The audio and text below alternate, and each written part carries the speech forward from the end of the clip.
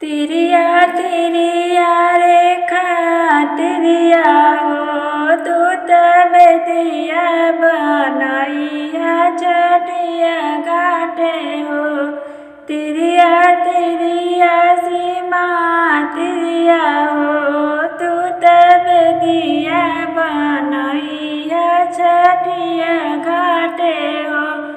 तिरिया तिरिया वंदना तिरिया हो दूत बेदिया बनैया चटिया घाटे हो। तिरिया तिरिया चंदना तिरिया हो दूत बेदिया बनैया चटिया घाटे हो। तिरिया तिरिया रोशन तिरिया हो दूत बेदिया बनैया चटिया घाटे हो। तिरिया तिरिया अंजुआ तिरिया हो दूत बेदिया बनैया चटिया घाटे हो। स्वामी स्वामी प्रभात स्वामी हो दूत अर्घा दिया चटिया घाटे हो। स्वामी स्वामी प्रभात स्वामी हो दूत अर्घा दिया चटिया घाटे हो। स्वामी स्वामी सुशील स्वामी हो स्वामी स्वामी राकेश स्वामी हो।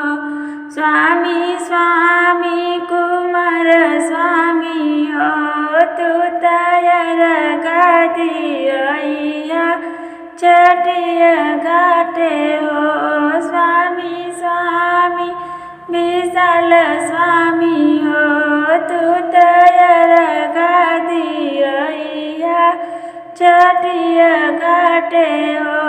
स्वामी स्वामी बहादुर स्वामी हो दूत अर्घा दिया चटिया घाटे हो। बेटा बेटा या मन बेटा हो बेटा बेटा किसन बेटा हो दूत झिझिरिया के लिया चटिया घाटे हो। बेटा बेटा मनीष बेटा हो बेटा बेटा साहिल बेटा हो दूत झिझिरिया के लिया चटिया घाटे हो। बेटा बेटा सत्यम बेटा हो बेटा बेटा अनमोल बेटा हो दूत झिझिरिया के लिया चटिया घाटे हो। बेटा बेटा उज्ज्वल बेटा हो बेटा बेटा अद्विक बेटा हो दूत झिझिरिया के लिया चटिया घाटे हो।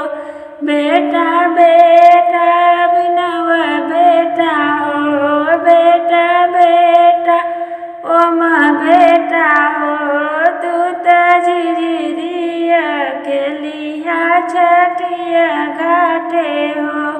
बेटा बेटा शिवम बेटा हो बेटा बेटा अर्पित बेटा हो दूत झिझिरिया के लिया